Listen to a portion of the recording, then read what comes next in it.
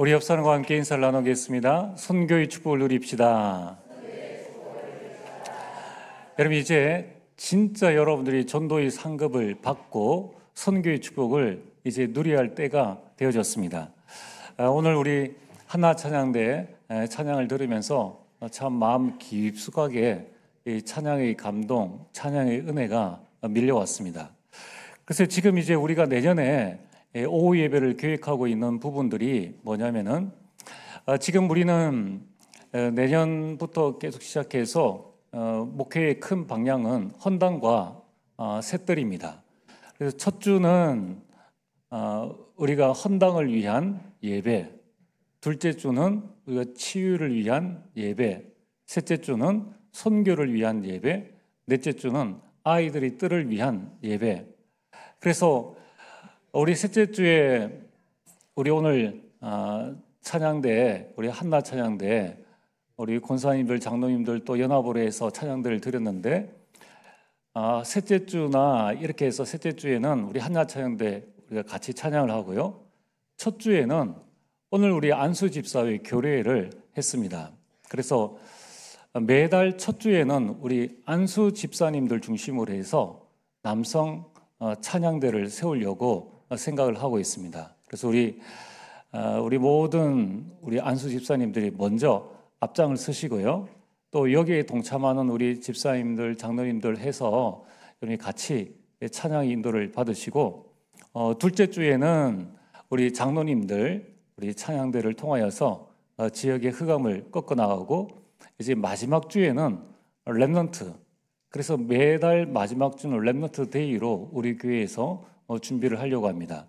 그래서 오후 예배의 메시지는 그 다음 한 달 우리가 어떤 메시지를 가지고 교회와 렘넌트와 가정이 소통할 것인가. 그래야지 유대인처럼 회당 교육이 가정 교육이 되어지고 가정 교육이 학교 교육이 되어지고 그러니까 엘리트가 나올 수밖에 없어요. 이걸 우리는 시스템이라고 합니다. 그 시스템이라는 것은 되어질 수밖에 없는 흐름을 말하는 겁니다. 여러분이 기도하시고 정말 이게 온전한 또 지속할 수 있는 시스템이 되어지려면은 뭐 이렇게 하자라고 해서 되겠습니까? 절대 그렇게 되어지지 않습니다. 우리 많은 성도님들이 같이 더불어 마음을 같이 해서 이제 우리가 교회를 살리고 현장을 살리는 응답의 주역으로 서야 합니다. 이를 위해서 여러분들이 계속 기도해 주시고 또 하나님의 인도를 받게 되기를 바랍니다. 자, 오늘 말씀의 제목은 선교의 흐름을 바꾸라입니다. 흐름 안 바꾸면은 계속적인 어려움을 당할 수밖에 없습니다. 자, 지난번 우리 3년에 걸쳐 가지고 또 이 앞에는 IMF 때 또 우리나라가 경제의 위기 오면은 다 선교단체의 선교사님이 철수를 해야 돼요. 이런 흐름 가지고는 세계복음화 선교할 수가 없습니다. 이번에 또 코로나 때문에 또 많은 선교사님들이 또 와야 되는 그런 입장들입니다. 이렇게 해가지고는 선교를 할 수가 없습니다. 이제 우리는 되어지는 선교의 흐름을 붙잡고 지금부터 기도하시고 저는 여러분들의 가정이 복음화되어지고 여러분의 가문이 복음화되어서 한 가문이 한 나라를 섬기고 한 가문이 한 명의 선교사를 파송할 수 있는 그런 가문이 되기를 위해서 매일 기도하고 있습니다. 여러분 그 축복들을 누려야 합니다. 자, 그러면 먼저 서론으로 우리 삶에는 내가 온전한 신앙을 가지고 있다고 해서 나에게 문제가 안 오는 것이 아니라 내가 신앙생활을 하려고 하면 할수록 문제는 더 와요. 여러분 잘 보세요. 우리 교회가 전도 안 해. 우리 교회가 선교 안 해. 그럼 별 문제 없습니다. 그런데 우리 교회가 정말 선교하려고 그러고 우리 교단이 전도하려고 그러고 뭔가 하려고 그러면은 막 안팎으로 문제가 계속 일어나는 거예요. 그래서 여러분들이 문제를 복음으로 재해석할 수 있는 눈이 있어야 한다는 거예요. 오늘 다니엘을 한번 보십시오. 지금 다니엘이 어떤 형편입니까? 포로로 끌려가가지고 믿음으로 살려고 지금 하고 있는데 다니엘에게 많은 어려움이 오게 됩니다. 심지어는 다니엘을 위협하는 사람들이 왕을 꼬셔가지고 왕은 대단한 분인데 한 달 동안 왜 또 한 달입니까? 그러니까 이런 문제들이 터져 나오는 겁니다. 한 달 동안 왕 외에는 그 어떤 신에게도 절하지 말게 하옵소서. 만약에 절을 한다면은 그 사람을 사자 굴에 집어던져서 사자의 밥이 되게 하옵소서라는 이 금령을 만든 거예요. 그 목적은 뭐냐면은 다니엘을 없애기 위해서. 큰일 났지 않습니까? 신앙을 지키려는데 아니 왜 이런 어려움이 오느냐는 거예요. 자, 여러분들이 그래 2025년도에는 내가 정말 믿음으로 한번 살아보리라. 내가 이제 안수받고 장로가 되었고 안수집사가 되었고 권사가 되었는데 이제 정말 내가 한번 믿음으로 살아보리라 라고 하면은 제일 처음 찾아오는 게 축복이 아니라 시험거리요 문제입니다.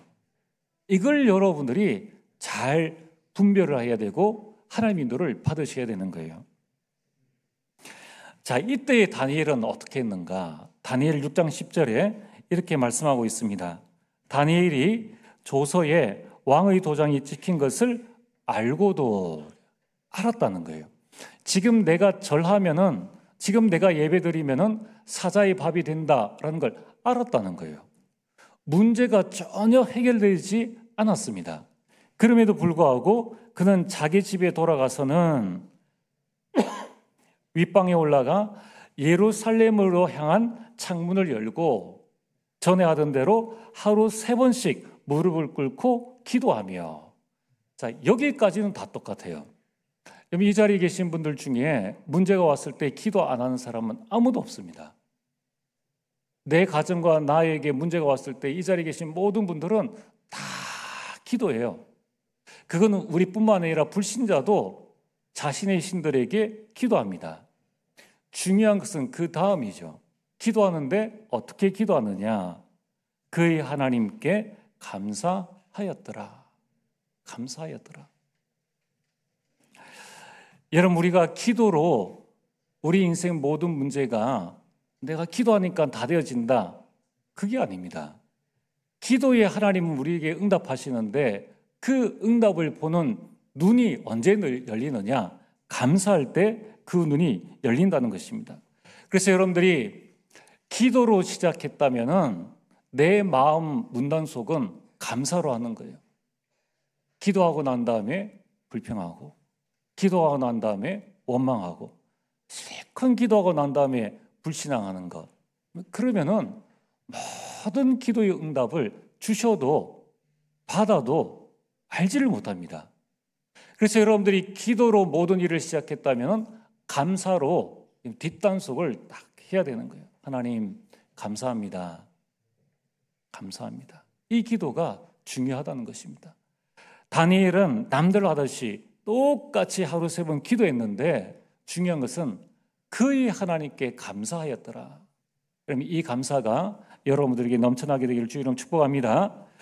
그래서 우리를 구원하기 위한 하나님의 비밀이 그리스도라면은 구원받은 하나님의 자녀가 승리하는 비밀은 감사예요. 여러분, 우리는 이미 하나님으로부터 10,000가지 은혜를 받았습니다.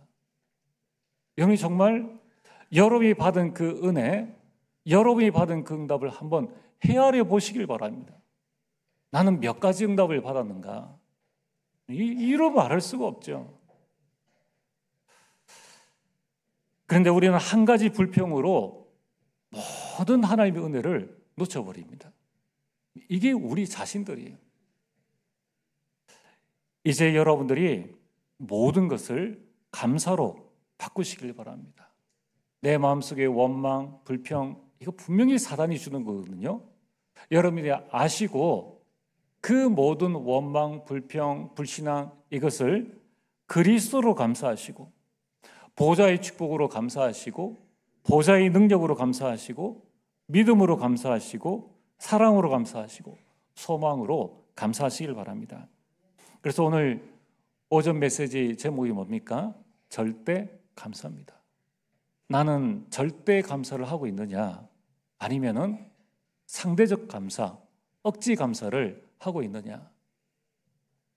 그래서 오늘 여러분들이 내일부터 6일 동안 이 세상 문화를 살아갈 때에 여러분 하나님이 주신 나의 말씀, 레마를 붙잡아야 됩니다. 저희 레마는 절대 감사입니다. 저희 기도 제목은 구원, 인도, 천국으로 날마다 감사하며 감사의 인생 작품을 남기게 하옵소서. 이번 주 저희 실천 사항은 매일 오감사, 감사의 말 전달하기입니다. 자, 저는 우리 직장인들, 여러분들의 삶 속에 이 복음의 망대가 세워지길 바랍니다. 그러면 내일 직장에 가서 직장 상사, 동료, 후배들한테 한번 감사의 말을 한번 전하시고 이번 주간에 감사의 뜻으로 식사 대접 한번 해보시길 바랍니다. 자, 오늘 본론입니다. 전도와 선교는 하나님의 소원입니다.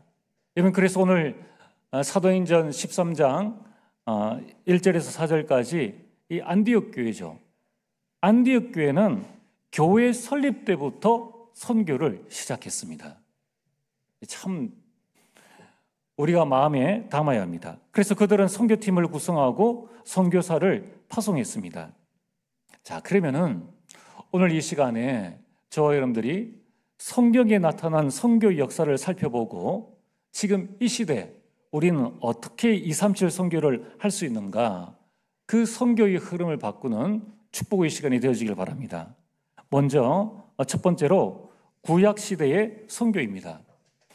구약 시대는 하나님께서 이스라엘 백성들에게 복음을 주셨고 아브라함을 통하여서 모든 사람에게 이 복음이 증거되어지기를 원했지만은 그들은 자신들만 선민이요 다른 사람은 다 이방인이요 그들은 천국에 갈 조건과 자격이 되지 않는다고 생각을 했습니다. 그래서 그 유대인들이 머릿속에는 선교라는 단어 자체가 없었어요. 그래서 하나님께서는 그들에게 노예로, 포로로, 속국으로 가게 하셨습니다. 그걸 보고 억지 선교라고 합니다. 절대로 안 가니까 억지로 보낸 거예요.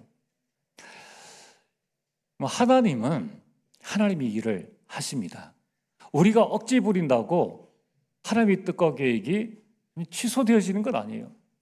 오늘 이 자리에 계신 저와 여러분들이 아무도 선교를 안 해도, 심지어는 이 지구상에 살고 있는 모든 사람이 선교를 안 해도 구원의 역사는 일어납니다. 어느 선교학자가 선교 데이터를 발표를 했는데 놀라운 사실들이 일어났습니다. 선교사가 복음을 전해서 복음을 들은 사람보다 꿈을 통해서 하나님이 살아계심을 알고 복음을 받은 오충종족이 더 많다는 결과를 냈다는 거예요. 하나님은 지금도 일하십니다. 우리가 전도 선교 안 해도 하나님께서는 구원받을 자들에게 그 마을 부족 전체에, 심지어는 어떤 일이 있는가 하면요, 사람이 손길이 닿지 않는 그 부족 마을 사람 전체가 똑같은 꿈을 연속으로 꾸는 거예요. 자, 그러면 좀 달라지지 않습니까? 이거는 말이 다른 거예요.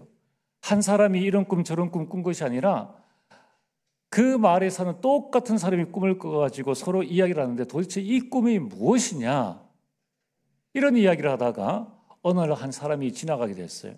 그 사람이 예수님이 믿는 사람이었습니다.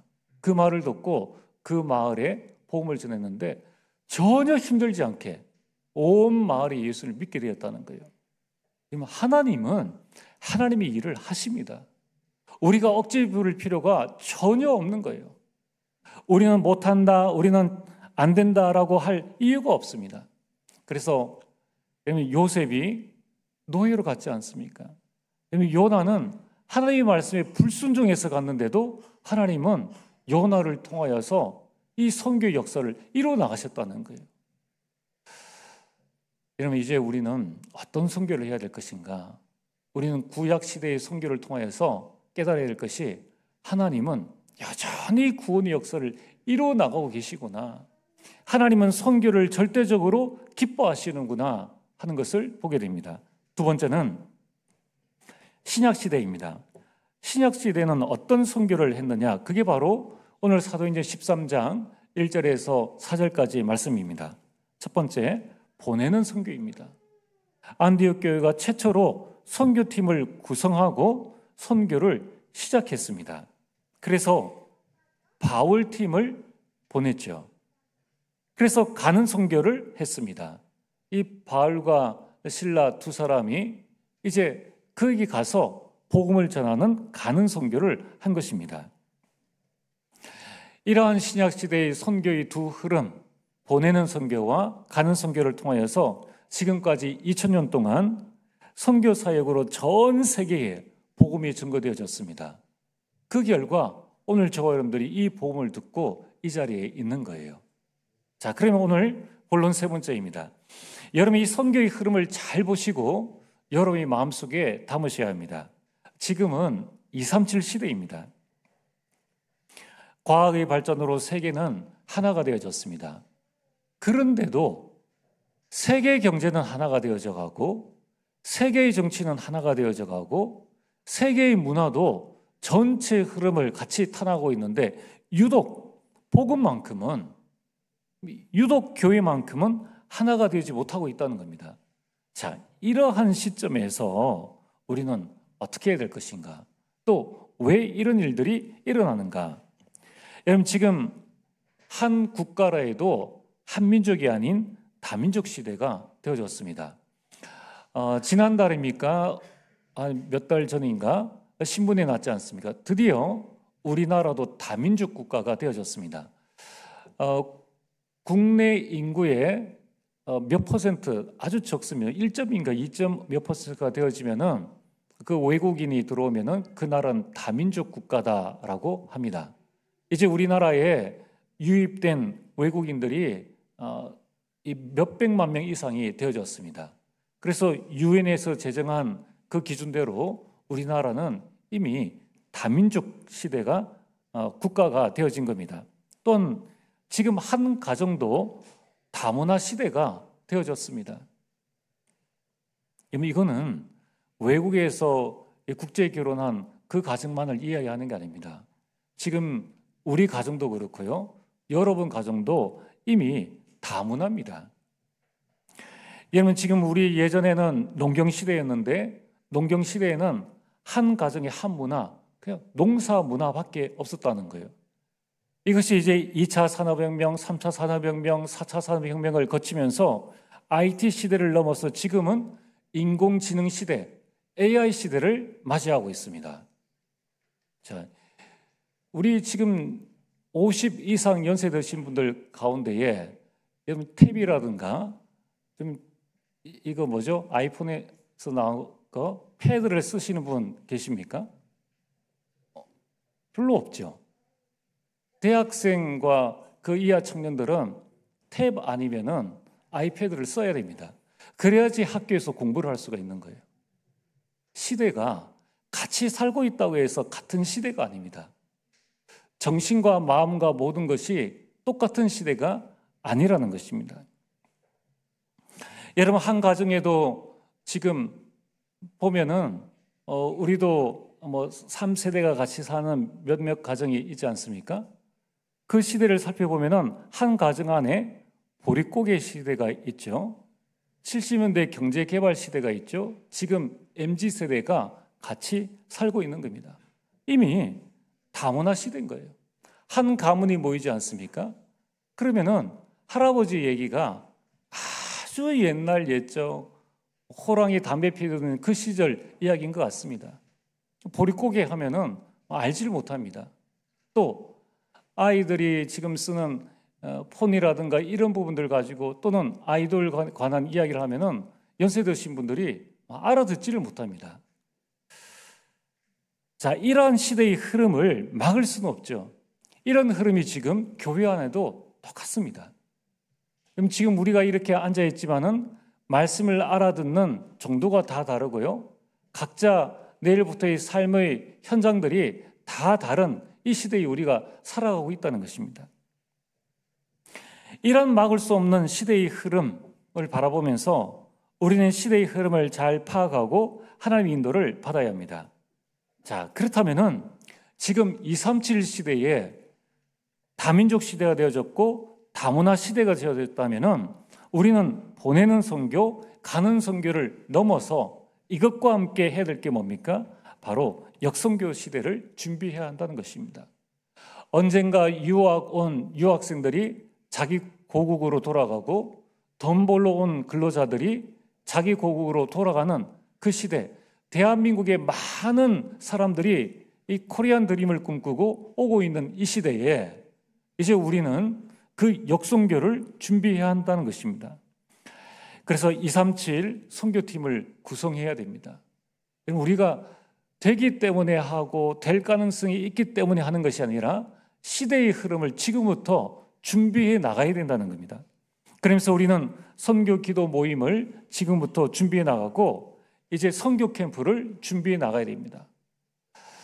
이제 내년부터 준비되어지는 그 각 나라 선교팀부터 시작해서 우리 레몬트로 시작해서 우리 중직자들까지 여러분들이 그 시간표에 맞춰서 한 팀씩 해외 선교의 응답과 진짜 현장에 들어가서 이런 관광 캠프가 아니라 정말 현지인을 만나서 그들이 필요한 것을 전달해 주고 또 같이 소통할 수 있는 그런 준비 작업들을 지금부터 해 나가야 한다는 것입니다.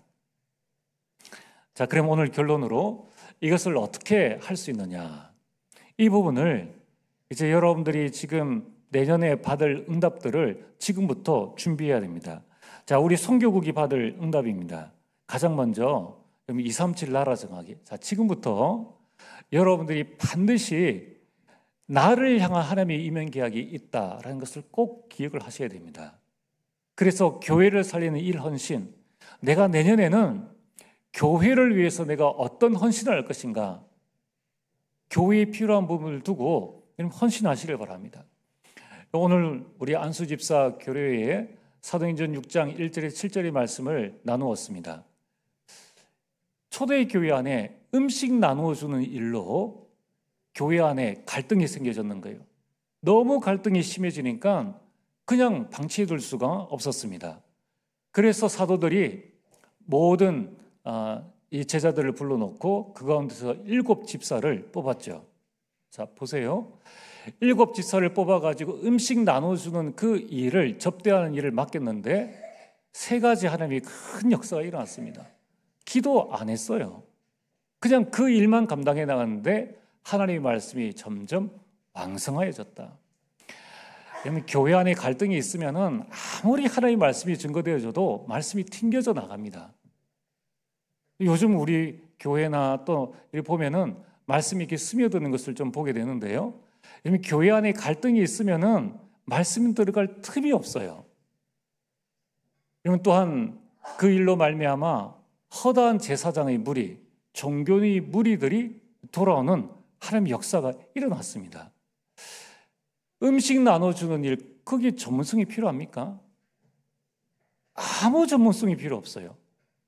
거기에 무슨 경제, 지식, 노력, 수고 별 필요 없습니다. 그냥 나눠주는 일만 있는데 초대교회 안에 대역사가 일어난 거예요. 그렇다면은 오늘 우리가 교회를 위한 일 헌신이 얼마나 중요한가?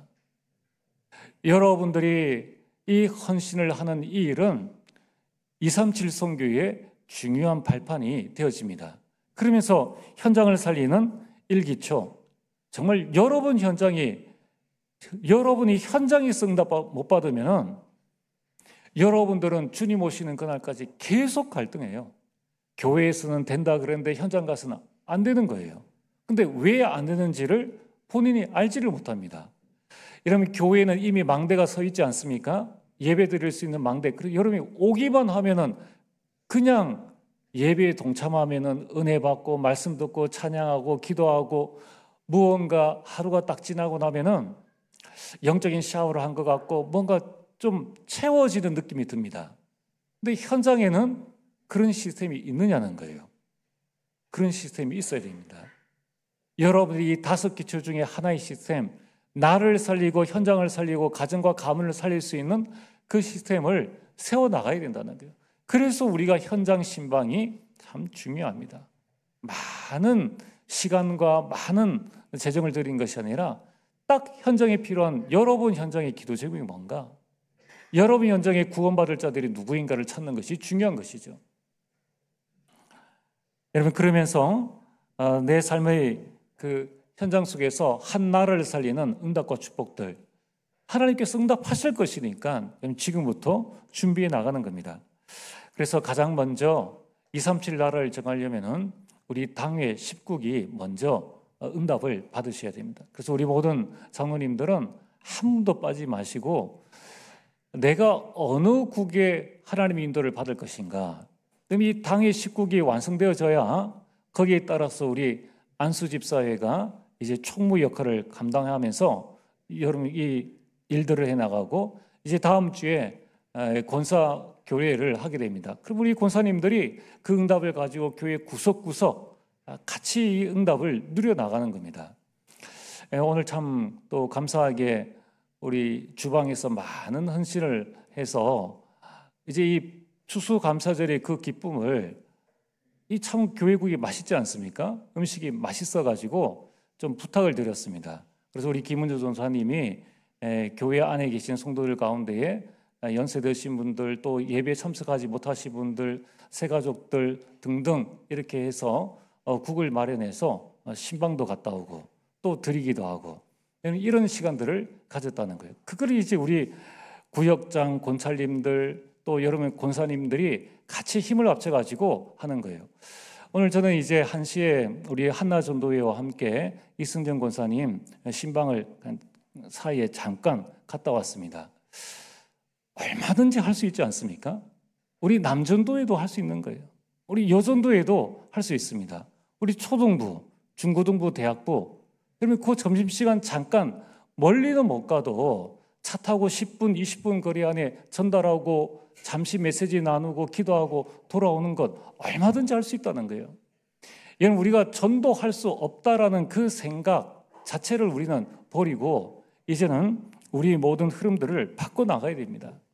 그래서 다음 주 우리 권사에게 모이게 되면은 권사의 교례에서는 간단하게 좀 말씀을 나누고 우리 권사님들이 미리 기도하세요.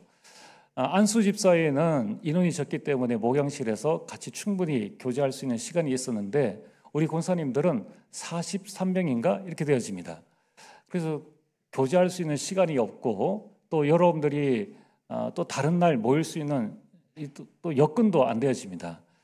그래서 안수 집사회는 12월에 총회를 해서 임원단을 구성을 하고요. 장로회는 아마 다음 주에 하는 걸로 알고 있습니다. 우리 권사회는 다음 주 모임할 때 그때 이 선임과 또 우리 신임 권사님이 간단하게 인사를 하고 그다음에 말씀을 나누고 그다음에 권사회 총회를 하겠습니다. 그래서 전체 권사회 회장, 부회장, 총무, 회계, 서기를 선출해서 이제 우리가 확대 당회를 할 때는 우리 안수 집사회 우리 임원들, 그다음에 권사회 임원들, 또 남녀 전도회 임원들이 같이 모여서 중요한 또 의견들을 수렴하는 그런 시간들을 가지려고 합니다.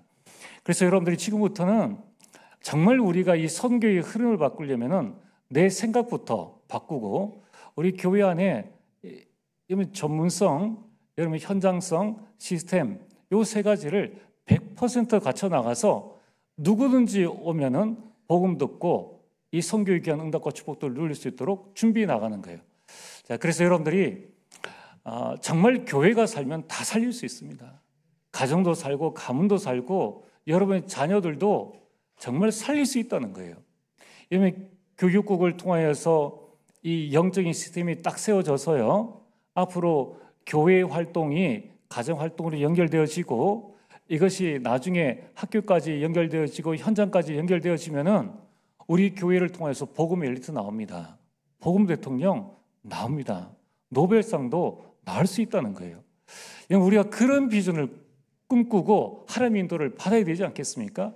언제까지 우리가 이 억지 선교의 그런 선교의 흐름들, 그 흐름들을 이제 렘넌트들과 함께 바꾸어 나가는 축복들을 누려야 한다는 것입니다. 그래서 지금 이미 우리 렘넌트들이 가 있는 미국 현장, 중국, 프랑스, 네팔, 포르투갈, 일본 등등 많은 현장들이 있습니다. 지금부터 기도하시면서 나만을 보지 마시고 우리 가문이 응답받을 5천 종족 중에 한 종족, 한 나라를 선정하시길 바랍니다. 저는 마음에 결단한 나라가 있습니다. 여러분이 지금부터 결단하시는 거예요. 그러면서 방학 때에는 렘넌트가 함께 할 수 있는 미션을 우리 선교국이 전달하는 겁니다. 그럼 지금 각 나라 대사관이 우리나라에 다 와 있습니다. 그 나라 가기 이전에, 미국 캠프를 가기 이전에 미국 대사관에 우리 신청하면 갈 수 있는 거예요. 그럼 우리 중직자들과 함께 렘넌트가 같이 가서 그 미션을 주고 알아보는 겁니다. 또 우리에게는 우리 교회로 할 수 없는 이 세계 선교 대회가 있습니다. 그때에 우리 렘넌트들 가서 선교사님 사인 10개 받아오기 등등 이런 많은 이 선교의 미션들을 나눌 수 있다는 겁니다. 여러분, 앞으로 우리 교회의 모든 절기는 생명 캠프 초청, 237 초청 캠프로 진행합니다. 그래서 우리가 기획을 해서 어떻게 하느냐, 부활의 기쁨을 237과 같이 나눈 거예요. 그래서 할 수만 있다면 우리가 한번 연구를 해봐야 되죠. 그 나라 음식을 우리가 체험한다든가 또 여러 가지 부분들을 할 수 있다는 거예요. 그래서 내가 인도 선교를 하겠다 그러면은 우리 중직자들과 렘넌트들이 방학 때 우리나라의 대구에 있는 인도 카레 그 전문점이 아마 있을 거예요. 가서 직접 손으로 한번 먹어보고, 그렇죠?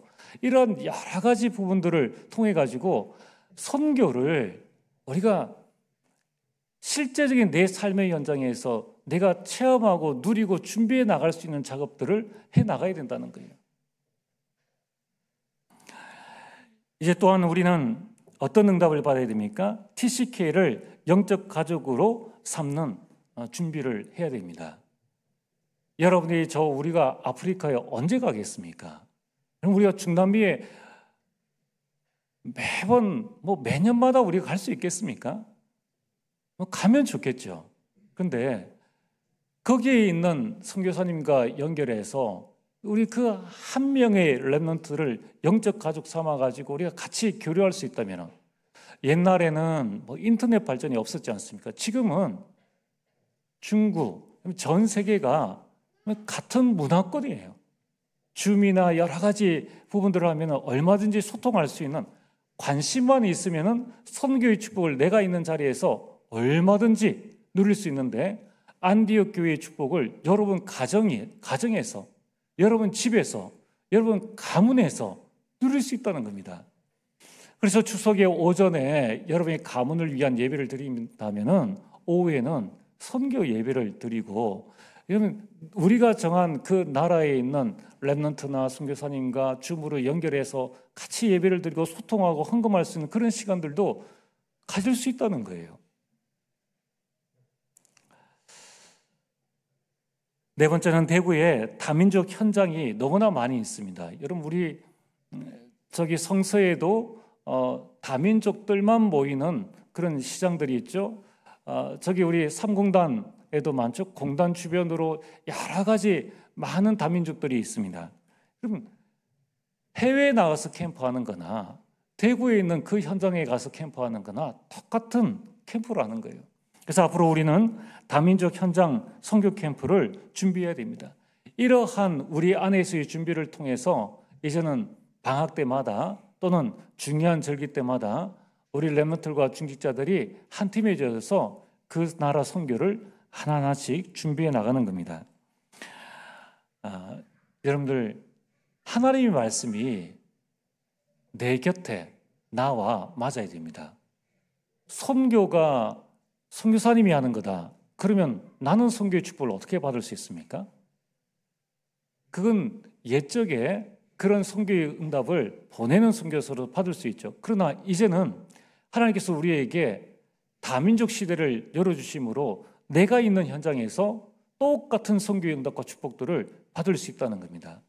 여러분, 이 선교의 흐름을 잘 보시고 여러분의 개인이 또 여러분의 가정이 선교의 귀한 축복을 누려야 되기를 바랍니다. 전능하신 아버지 하나님, 참으로 감사를 드립니다.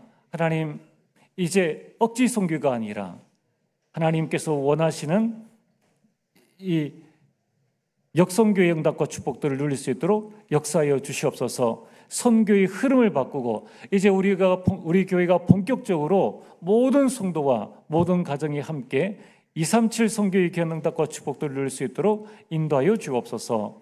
예수님 이름으로 기도리옵나이다. 아멘.